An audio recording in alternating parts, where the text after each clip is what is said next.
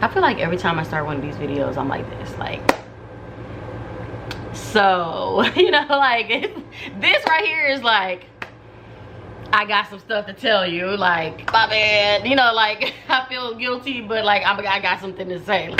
It's been 5 whole months since I've been on here, and it's been 5 whole months of like literally trying to change my life, and I have been trying my hardest. And honestly, I have some wins, and I also have some losses, but the losses definitely taught me a lesson that I, for one,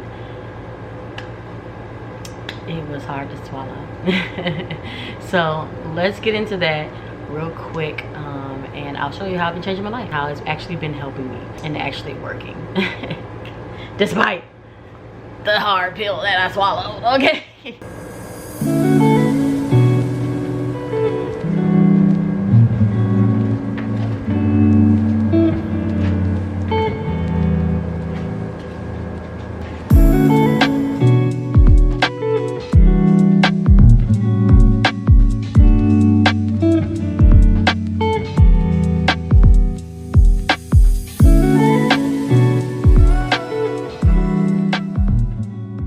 Alright, hey guys, welcome back to my channel. If you don't know, my name is Alex. I am trying to change my life, and I am in my 30s. I decided that I want to do a YouTube based off of this type of content because I'm just kind of struggling in life and just kind of don't really know where I fit in, you know, in this life. Like, what am I doing? You know, what am I doing? You know what I'm saying? So I wanted to actually go on a journey of trying to figure that out. Like, who am I? Who am I trying to become? Like, what am I doing now to become that woman later on, and like, you know, really get more fulfillment out of my everyday, I guess you could say. Like, I'm unfulfilled, and it had to stop. I had to figure it out because we only get this one life, and I ain't trying to waste it. Okay, my last video, you probably don't really care, you know, it don't matter, because this is like only what, video 5, 6, who cares? Don't really have a following yet. But I'm in a new space, and it has been amazing. I am done with the roommate lifestyle. Okay, my boyfriend is already enough. I'm done with the roommates. I don't want my stuff broken, taken, stolen, not like, you know, compensated for. So I'm glad we left. Okay, I'm glad we left. It was definitely needed. Anyway, I digress. We had to get up out of there. It was too tight. I was feeling claustrophobic. I was ready to leave. Like, just coming home to a room, and not like even a living room or a dining room situation, like, we're good. We had to go. And that completely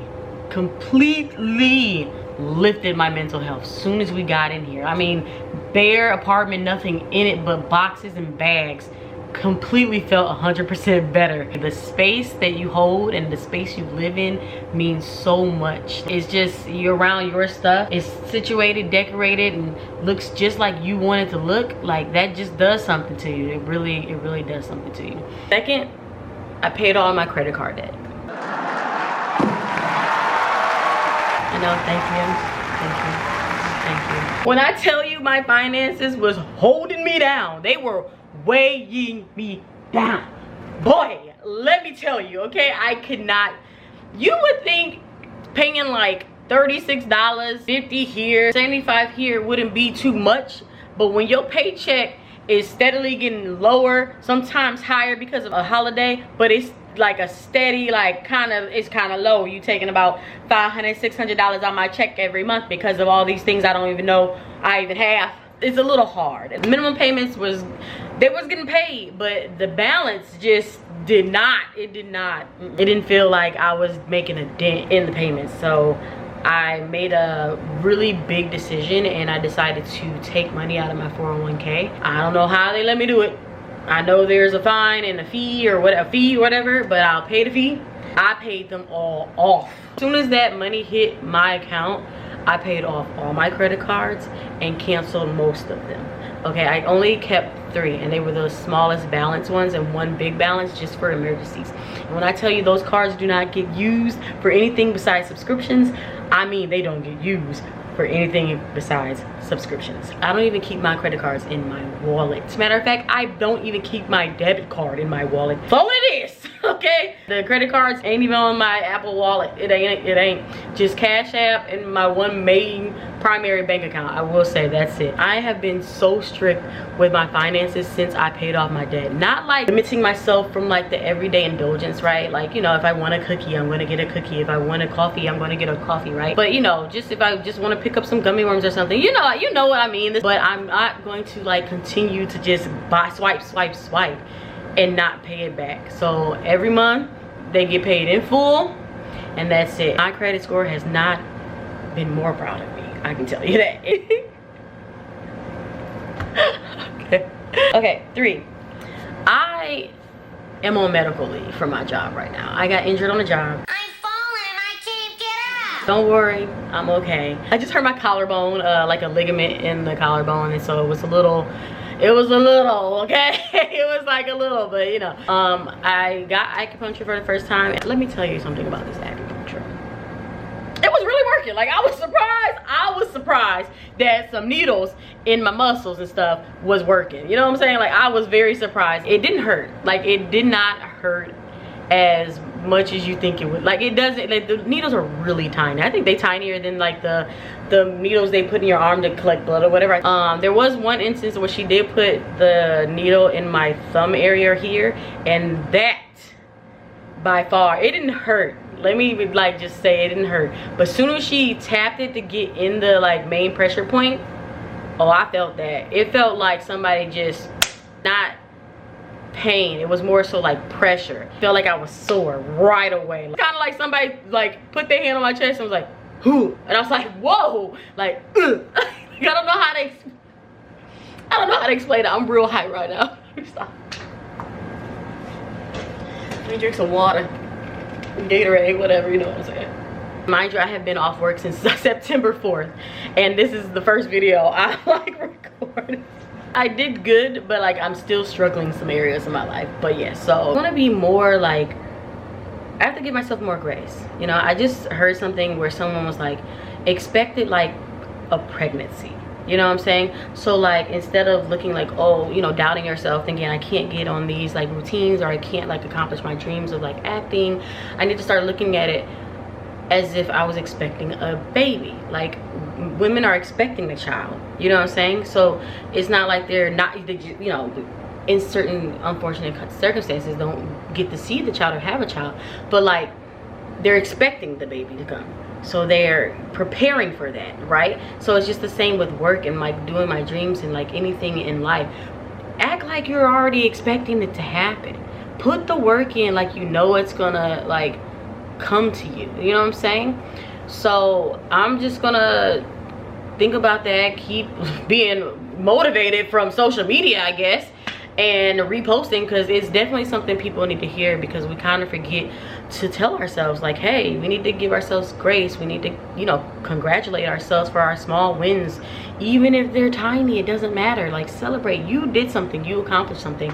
And so I think I need to start thinking about it like that. I can freaking, I don't know, cook.